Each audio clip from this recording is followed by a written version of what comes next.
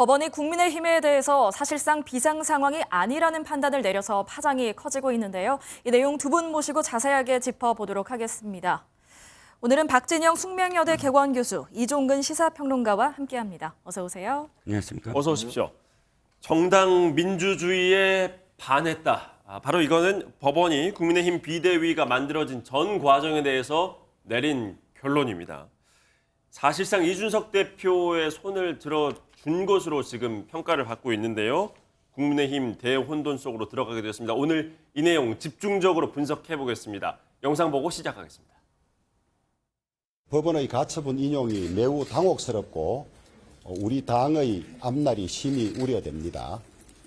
우리 당이 절차를 거쳐서 당대표가 불미스러운 일로 수사를 받고 있고 당대표 당원권이 6개월 정지된 상황에 더해서 최고위원 여러 명이 사퇴해서 제대로 된 최고위원회를 운영할 수 없는 사정을 들어서 당이 비상상황이라고 규정했음에도 불구하고 법원이 비상상황이 아니라고 결정한 이 상황이 얼마나 황당한 일입니까? 본인은 중병이 들어서 아파 죽겠다고 하는데 관계없는 제3자가 당신 괜찮아 안 아파 이런 꼴 아닙니까 이게? 재판장이 특정 연구 모임 출신으로 편향성을 가지고 있고 하기 때문에 이상한 결과가 나올 거라는 우려가 있었지만은 저는 그걸 믿지 않고 있었는데 그 우려가 현실화된 것 같습니다. 자, 어제 법원의 이 같은 결론이 나왔는데 사실은 그러니까 돌아오는 주, 다음 주에 결론이 나올 수 있다라는 관측이 우세했었어요. 이종근 평론가님 그리고 네. 박진영 교수님 두 분 일단 생각보다 빠른 시점에 결론도 나왔고 네네. 예고를 다음 주에 한다고 했었기 때문에요. 그리고 많은 이들의 관측과는 다르게 인용 결정이 나왔습니다. 사실상 인용 결정이 나왔는데 예상하셨습니까? 먼저 이종근 평론가님.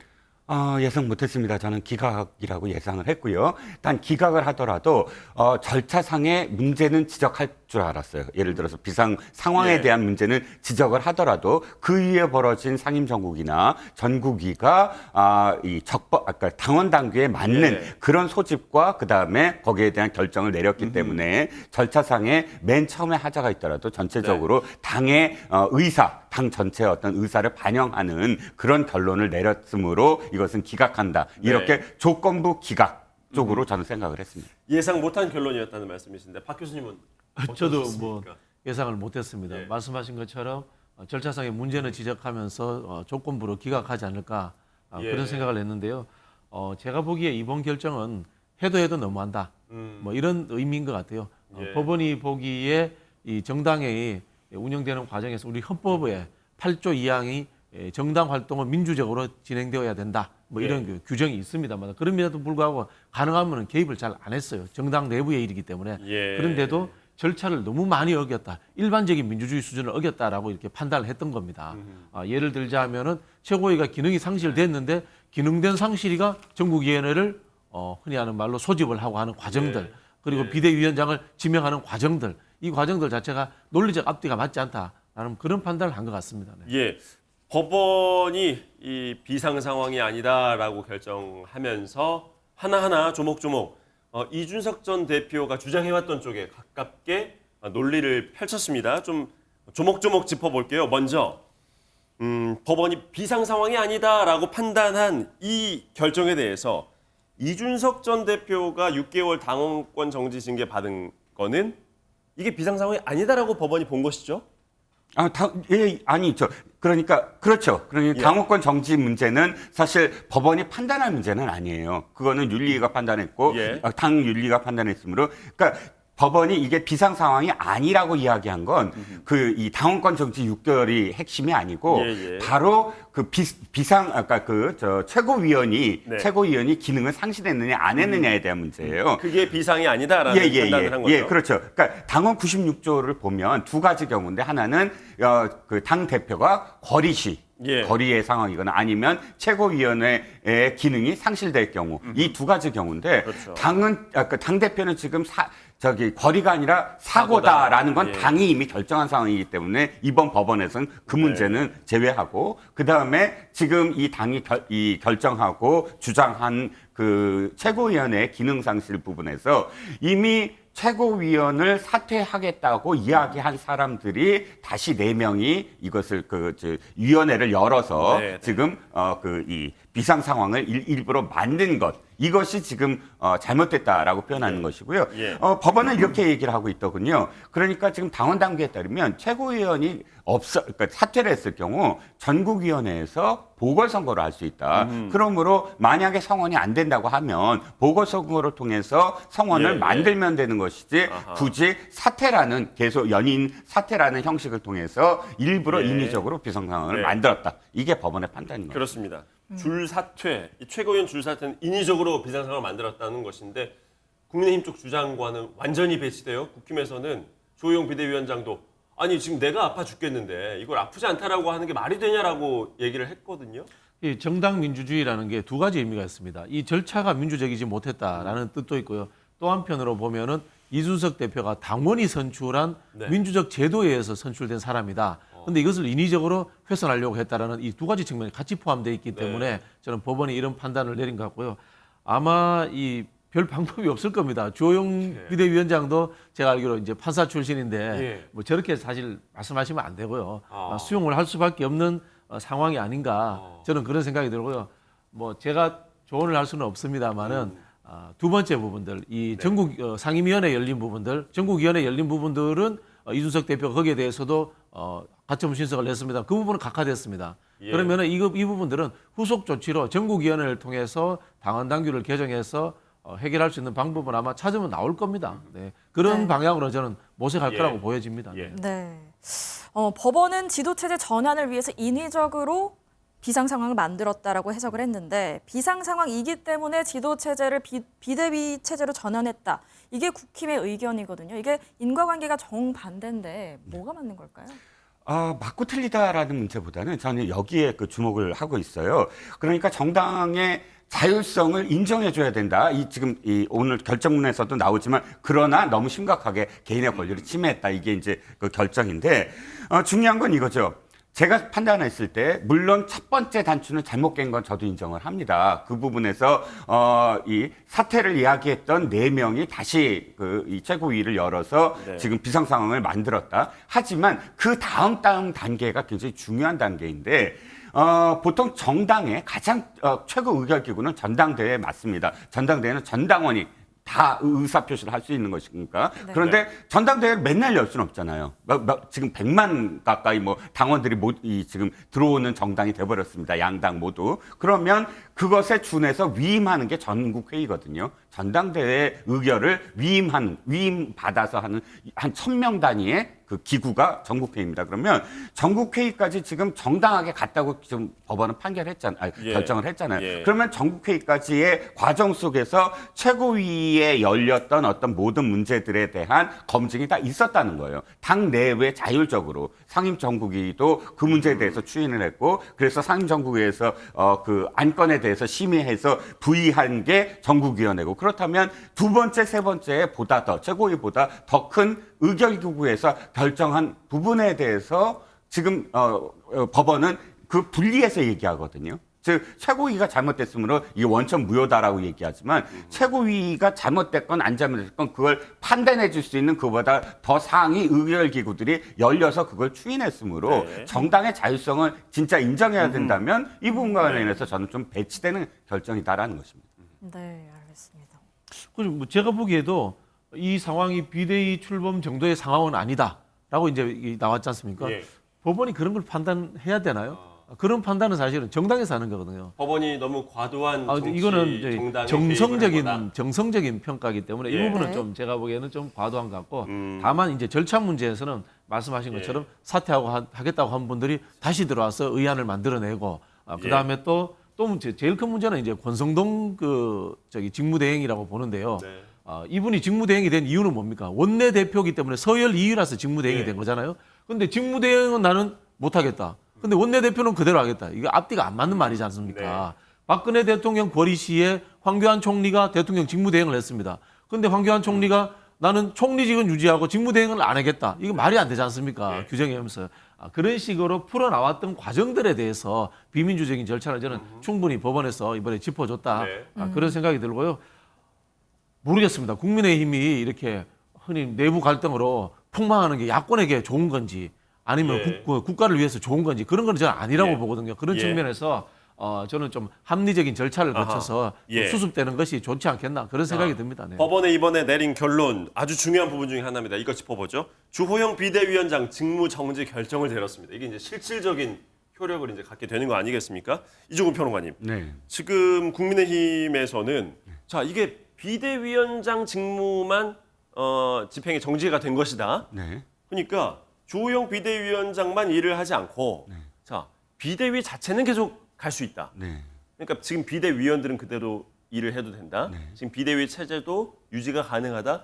이런 주장들도 나오고 있는 것 같아요. 그렇습니다. 이런 대응 방식에 대해서 어떻게 생각하세요? 그런데 저는 적절하지는 않다고 봅니다. 지금 이것이 초유의 사태이기 때문에 해석이 분분할 수밖에 없어요. 예. 이런 결정, 그러니까 비대위원장의 직무를 정지한다라고만 했기 때문에 이 비대위가 지금 분리된 것처럼 여겨지지만 예. 그러나 생각해 보세요. 지금 최고위원과 당 대표는 선출합니다.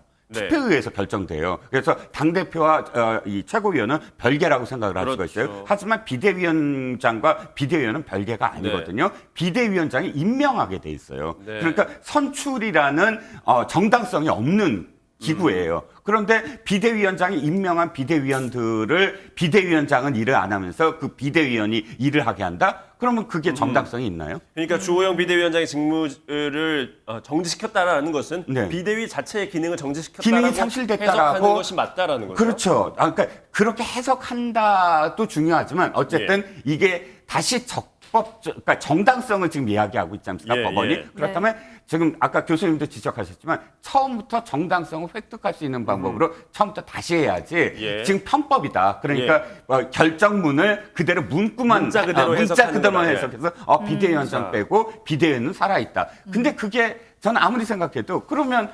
비대위원장을 우리가 왜 뽑았습니까? 예. 그러니까 비대위원장을 왜 임명했습니까? 그 비대위원장으로 하여금 이 비상상을 수습하라고 한 건데 비대위원장 없는 비대위원장이 임명한 비대위원이 살아있다고 해서 그 기구가 계속 존속하느냐? 예. 이건 뭐 법원의 결정의 해석의 여부가 예. 아니고 이 기구의 정당성과 관련된 문제다라는 생각이 예, 좋습니다. 네. 권성동 원내대표가 이 비대위의 직무대행으로 또 위원장 역할을 해야 된다라는 주장이 나오고 있는데 그래서는 안 된다라는 이제 지적을 주신 거예요. 그게 왜 교수님 어떻게 그러냐면요. 보십니까?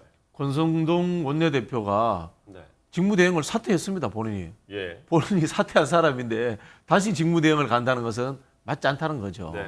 그러면 어떻게 되느냐. 지금 현재 구지도부죠. 구지도부에서 네. 남아 계시는 분이 4명입니다. 이준석 대표 남아 있습니다. 그렇죠. 분명 징계 상향이지만 아직도 구지도부에서 남아 있고요. 그다음에 권성동 원내대표 남아 있고요. 정책위 의장인 성일종 의원이 남아 있고 예. 김용태 청년 최고위원이 남아 있습니다. 그렇습니다. 자, 여기에서 서열을 보면은 직무대행을 누가 해야 되느냐? 권성동 원내대표가 원래 해야 되는 겁니다. 예. 근데 본인이 안 하겠다고 했습니다. 예. 그럼 서열이 누가 되느냐? 김용태 최고위원이 직무대행을 해야 되는 아마 제가 알기로는 서열로서 해석이 될 겁니다. 비대위 직무 아니 그러니까 비대위가 아니죠. 비대위가 아니죠. 최고위원이? 직무대행이죠. 비대위는 인정하지 비대위는 없는 않으시는 거고 것이고. 전 지도부 최고위의 직무대행이 되는 그러니까 거죠. 비대위는 인정하지 않는 것이고 두 분 그렇죠. 모두 다 공이 그렇게 생각하는 것이고 최고위 체제로 이제 복귀를 해야 복귀를 되는 해야 되는 것인데 거죠. 예. 거기에 있어서 수장은 김용태 최고위원이 돼야 된다는 왜냐하면 말씀이시죠. 권성동 원내대표가 본인은 안 하겠다고 했으니까. 예. 네. 거기에 동의하십니까? 아니 이건 동의 부동의가 아니고 네. 일단 이 해석의 문제죠. 해석의 문제예요. 이게 어떤 주장이 아니고 예. 해석은 저도 동의하죠. 그러니까 어허. 아까 전제한 게 비대위는 이미 정당성을 상실했다. 그럼 구체제로 가야 된다. 예. 그럼 그 다음 단계로 제가 말씀을 드리면 구체제가 3명밖에 안 남았어요. 물론 이준석 대표는 말씀하셨지만 그렇죠. 당원권이 정지되어 네. 있으므로 지금 최고위가 열렸을 때 3명밖에 출석을 못 합니다. 예, 그럼 3명 예. 중에 사실상 이 최고위 이 직무대행을 할 수 있는 사람은 김용태 최고위원 맞아요. 예. 그런데 문제는 다시 제가 말씀을 드린 건 이 상황으로 갔을 때 이게 비상이라는 겁니다. 다른 게 비상이 아니고 사실 예. 이 최고위가 그럼 이 직무를 계속할 수 있느냐에 대한 문제. 네. 3명밖에 없고 선출직은 1명이고 당연직 2명인데 당연직 2명이 의사를 지금 이 최고위가 존속할 수 없는 상황이다라고 의사를 밝혔던 사람 2사람과 이 최고위원 단 유일하게 남아있는 한 사람이 남아서 최고위를 열 수 있을 것이냐. 아마도 이렇게 됐을 때 저는 제 주장은 두 사람 사퇴를 해야 된다. 이 책임도 져야 된다. 그러니까 이 당연직 그 주호영 원내대표와 성인정 정책위 의장은 구체제에서의 최고위원을 계속 영위한다는 그런 그건 면목이 없는 일이거든요. 그럼 사퇴를 했을 때 김용태 최고위원 혼자 남는데 생각해보세요. 김용태 최고위원 혼자 남았는데 지금 법원의 결정대로 전국위에서 나머지 최고위원들을 전부 다 선출한다? 이건 진짜 명분 없는 일이에요. 그렇기 때문에 이 상황이 바로 비상 상황이다. 거기서부터 다시 비상 상황으로 인한 어떤 이 비상 이 상황을 그러니까 상임정국이야 정국위를 다시 거쳐서 비대위를 다시 만드는 수밖에 없다. 이미 그렇게 되면 비판은 받겠지만 이미 여기까지 왔는데 그 적법하게 다시 밟겠다는 거를 국민들이 뭐라고 할 사람은 없을 것 같거든요. 평론가님 말씀이 맞는데요. 그런 상황이 되면은 김용태 청년 최고위원이 이준석계이기 때문에 이준석계에게 직무대행을 줄 수 없어서 이런 상황을 또 끌고 간다라는 비판은 받을 수밖에 없을 겁니다. 제가 보기에도 김용태 최고위원이 당대표 직무대행을 한다 혼자서 이게 당을 끌고 가기 어렵습니다. 물론 이준석계라는 것 때문에 불편함도 존재하고요.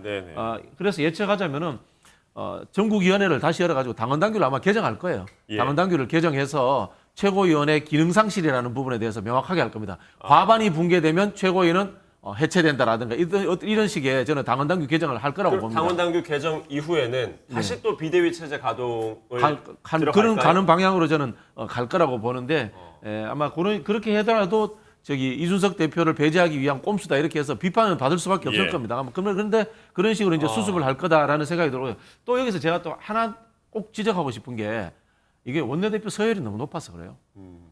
이게 한국 정치의 가장 큰 문제점 중에 하나인데 왜 당원이 뽑은 최고위원보다 국회의원들이 뽑은 원내대표가 서열 2가 되느냐라는 문제의식이 저는 여기서 한 번 좀 나와야 된다고 봅니다. 그런데요. 가처분 신청에 대한 법원 결론도 판결 아니겠습니까? 이미 판결은 나와 있는 상태인데 또 그렇게 당원 당규를 고쳐서 또 비대위를 그대로 돌리려고 한다라고 하면 이준석 전 대표가 다시 또 가처분 신청을 또 내겠죠. 넣으면서 더 큰 소용돌이에 휘말릴 수도 있을 것 또 내겠죠. 같은데요. 근데 그럼에도 불구하고 당을 절차와 형식적인 걸로 수습을 하려면은 제가 보기에는 당원 당규를 고쳐가지고 절차적 하자가 없는 상황을 만들어 놓는 게 맞을 것 같아요.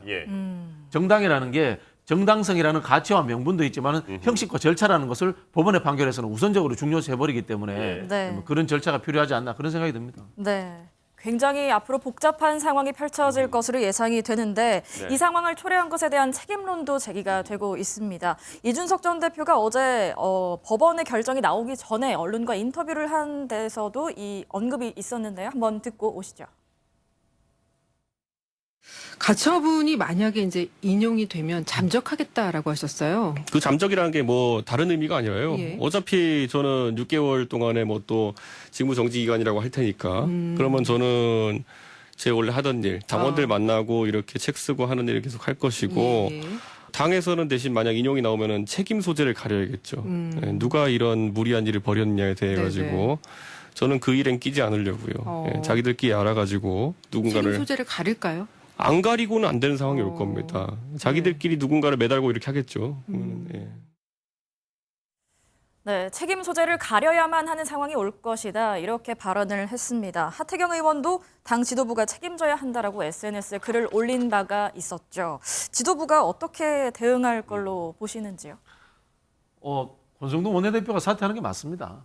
사실 이 모든 것의 발단 자체가 권성동 원내대표가 직무대행을 맡으면서 시작이 됐고 그 대통령과의 문자 이게 또 이제 정치적 폭발력을 가졌지 않습니까? 그렇기 때문에 권성동 원내대표가 사퇴하고 새로운 원내 지도부를 서열상 원내대표가 넘버 2이기 때문에 뽑아가지고 재정비하는 것이 맞다 이렇게 오늘 보여집니다. 의원총회가 지금 잡혀 있더라고요. 국민의힘이요. 아마도 여기에서 사의를 밝힐 가능성이 있다고 보세요? 사의를 밝히겠죠. 사의를 밝히는데 권성동 원내대표의 배후에는 누가 있습니까? 뭐 우리가 다 알다시피 윤핵관 또는 뭐 윤석열 대통령의 의중까지도 나오는 상황이지 않습니까? 그런데 새로운 원내대표를 뽑게 됐을 때 과연 이 사람도 윤핵관 중에 한 사람이 뽑힐까? 아니면 또 새로 선출되는 원내대표가 권한을 가지고 이준석 대표와 화해의 국면으로 가면 우리가 오히려 더 흔히 하는 말로 포위되는 거 아닌가? 이런 별별 생각들이 많기 때문에 저는 조금 시간이 걸릴 것 같아요.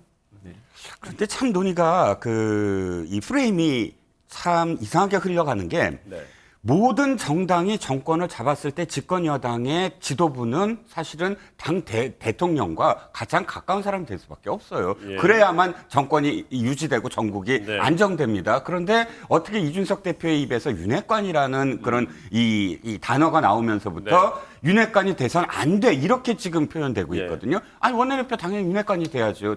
저는 그렇게 주장을 해요. 윤핵관이라는 게 나쁜 게 아니라 당 대통령을 어쨌든 지원해 줄 수 있는 예. 나나 정권 초기니까 뭐 정권 재창출을 위해서 뭐 중반 이후는 또 다른 문제겠지만 그러니까 원내대표의 선출에 대해서는 뭐 그렇게 표현하시는 것이 조금 저는 다른 생각이고 문제는 이겁니다. 이 문제를 풀기 위한 가장 좋은 방법은 사실 이준석 대표가 사퇴하는 거예요. 왜냐하면 자진 사퇴 이준석 대표는 지금 얻을 거 다 얻었어요. 명분도 얻었고 국민들로부터 어떤 피해자로서의 그 이미지도 그렇죠. 얻었습니다. 법원 판결에서도 이겼고. 이 상황에서 내가 사실 이거를 그 가처분 신청을 했던 건 내 자신의 이익 때문이 아니라 정말 정당 민주주의 때문이었다. 그래서 내가 더 여기서 무엇인가를 하려고 이 직을 갖고 있으면 정당 내가 사랑하는 국민의힘이 계속 혼란스러울 수밖에 없다. 그러면 난 여기서 사퇴를 한다. 그렇다면 명분도 없고 자신의 어떤 입지가 앞으로 열릴 가능성이 훨씬 더 이준석 전 대표가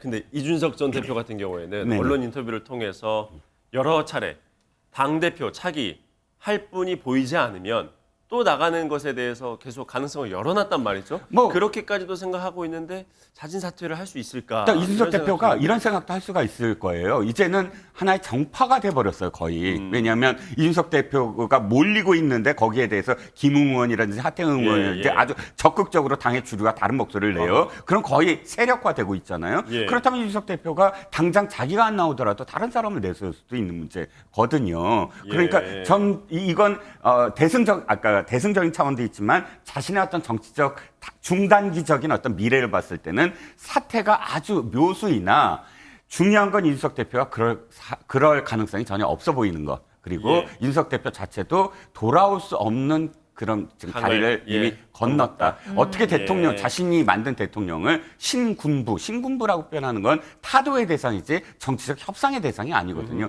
신군부하고 타협을 하고 협상을 하시겠습니까? 아니죠. 신군부는 끌어내려야 되는 대상이에요. 그렇기 때문에 그렇게까지 표현한다는 건 이미 이 정당에서 자신이 어떤 뭐랄까요? 윤 대통령과 함께 할 수 없다. 뜻을 함께 할 수 없다. 거의 그 지경까지 그 표현을 해버렸어요. 자, 상황은 이렇게 됐습니다만 그럼에도 불구하고 대통령이 직접 이제 나서서 이 상황을 수습을 해야 된다라는 지적들도 많이 나오고 있어요. 박 교수님, 지금 대통령실 그리고 대통령은 무대응 방침인 것 같아요. 수습할 방법이 없어요. 네. 수습할 방법이 없는 게 언론 일부에서 나왔던 이야기들 윤핵관 중에 누군가가 경찰을 만났다. 그래서 이준석 대표의 성상납 의혹 수사와 관련돼서 상의가 있었다. 언론에서 뭐 일부 나왔습니다. 그게 사실인지 아닌지 알 수 없습니다만은 그 부분을 대통령이 해결해 줄 수 있나요?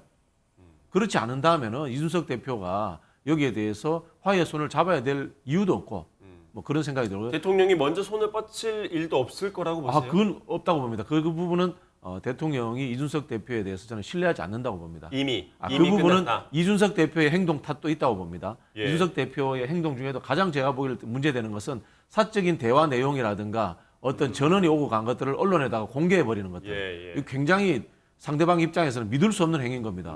우리 그 영화 같은 데 보면은 조폭들이 사우나탕에 가서 막 이야기하지 않습니까? 핸드폰으로 녹음 못하게. 그렇다고 하더라도 나와서 내가 들었다라고 이야기해버리면 언론에서 엄청나게 크게 써버리지 않습니까? 이미 신뢰가 상실됐기 때문에 두 사람은 저는 끝까지 적대적으로 갈 것이다 이런 생각이 들고 평론가님 말씀에 제가 전적으로 동의하는 게 이준석 대표가 무슨 이야기를 했냐면은 박근혜 대통령은 연설문을 밖에서 썼다고 해서 탄핵당했다. 이 정부에서는 더한 일들도 이루어지고 있다. 이게 무슨 이야기입니까? 두려운 이야기입니다. 탄핵도 가능하다는. 두 사람 만날 일 없을 것이다라고 비관적인 전망을 주셨어요. 이종훈 평론 어떻게 보십니까? 짧게 부탁드릴게요. 저도 그건 전적으로 동의합니다. 이미 오늘 사설에서도 뭐 비상을 먹는 한이 있더라도 뭐 끌어안아라 이런 사설이 예. 있었지만 그럼에도 불구하고 정치는 신의로서 전 출발한다고 봅니다. 예. 신의가 무너진 상태에서 인위적으로 그것을 다시 끌어안는다면 아니 사람들은 이렇게 볼 거예요. 아 속으로는 전부 다 저주하면서 또 끌어안는 것 이거는 가식이야. 이렇게 판단할 지경까지 이르렀어요. 저는 정치적인 어떤 그 수는 정당에서 지금 만들어 나가야 된다고 생각합니다. 예. 국민의힘에서는 법원에 당장 이의신청 제기를 했습니다. 아마 법적인 공방전 또한 한동안 계속 이어질 것 같아서요. 저희가 계속해서 이 주제를 좀 다뤄보도록 하겠습니다. 오늘 대담은 여기까지 듣도록 하겠습니다. 두 분 말씀 감사합니다.